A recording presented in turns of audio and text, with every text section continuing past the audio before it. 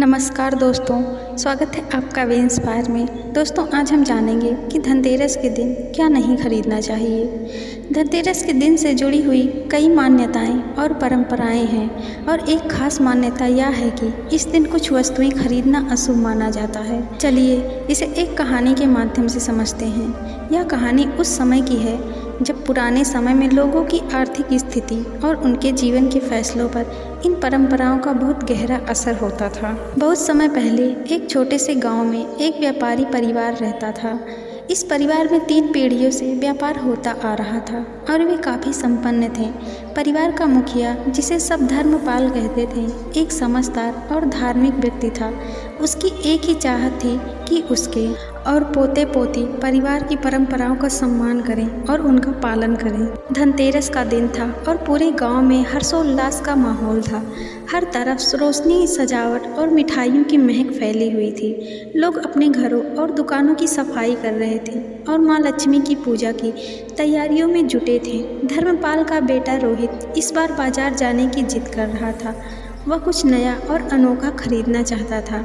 हालांकि रोहित की माँ और पिता ने उसे समझाया था कि धनतेरस के दिन कुछ खास वस्तुएं खरीदना अशुभ माना जाता है, खासकर लोहे और कांच की वस्तुएं। बेटा, आज लोहे और कांच की वस्तुएं ना खरीदना, धर्मपाल ने सख्त आवाज़ में कहा।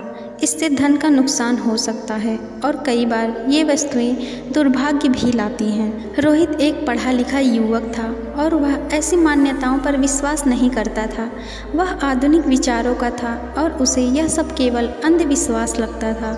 उसने सोचा, यह केवल एक पुरानी मान्यता है और इसका आज के समय में कोई महत्व नहीं है। मैं तो आज वही खरीदूंगा जो मुझे पसंद आएगा। धर्मपाल ने रोहित को समझाने की पूरी कोशिश की, लेकिन रोहित नहीं माना। अंत में धर्मपाल ने उसे जाने दिया, लेकिन एक चेतावनी दी। ध्यान रखना बेटा, जो भी करो सोच समझ कर करना।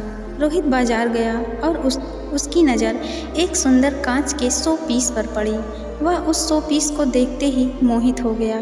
दुकानदार ने भी उसकी तारीफ की और कहा, ये 100 पीस तो आपके घर की शोभा और बढ़ा देगा। और देखिए, ये कांच कितना साफ और चमकदार है। इसे घर में रखने से ज़रूर सुख समृद्धि आएगी। रोहित ने बिना सोचे समझे उस कांच के 100 पीस को खरीद लिया। जब वह घर आया और 100 पीस को अपने कमरे में सजाया तो उसकी माँ ने देखा और परेशान होकर पूछा, रोहित, तुमने ये कांच की वस्तु क्यों खरीदी? क्या तुम्हें पता नहीं था कि इसे धनतेरस पर खरीदना अशुभ होता है? रोहित ने हंसते हुए जवाब दिया, माँ, ये सब अंधविश्वास है। देखना कुछ भी गलत नहीं होगा। उस रात मोहित ने देखा कि घर के अंदर अजीब घटनाएं घटने लगीं। दरवाजे अपने आप खुलने और बंद होने लगे। हवाएं तेज हो गईं और उसे एक अजीब सी बेचैनी महसूस होने लगी। घर के बड़े बुजुर्गों ने इसे उस कांच की वस्तु से जोड़ा और कहा कि ये उसी का प्रभाव है। रोहित अब थोड़ा असहज महसूस करने लगा था, लेकिन फिर भी वह इसे संयोग समझकर टाल गया। अगले दिन व्यापार में अचानक से नुकसान होने लगा। ग्राहकों की संख्या कम होने लगी और जहां परिवार पहले खुशी खुशी व्यापार कर रहा था, अब उनके चेहरे पर चिंता की लकीरें दिखने लगीं।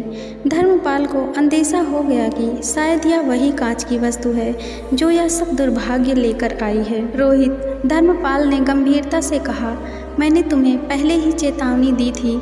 हमें इस कांच की वस्तु को तुरंत घर से बाहर करना होगा। रोहित, जो अब तक सब कुछ अपनी आंखों से देख चुका था, उसने आखिरकार अपने पिता की बात मान ली। उन्होंने उस कांच के 100 पीस को बाहर नदी में प्रवाहित कर दिया और घर की पूरी सफाई की। कुछ ही दिनों में घर का माहौल बदलने लगा। व्यापार फिर से फलने फूलने लगा और घर में शांति लौट आई।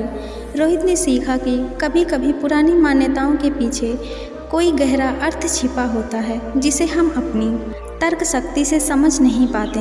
उसने यह भी समझा कि किसी भी परंपरा का सम्मान करना और उसकी गहराई को समझना जरूरी है। धनतेरस के अगले साल रोहित ने अपने पिता की सभी हिदायतों का पालन किया और इस बार उसने सोना और चांदी की वस्तुएं खरीदी जो शुभ मानी जाती है।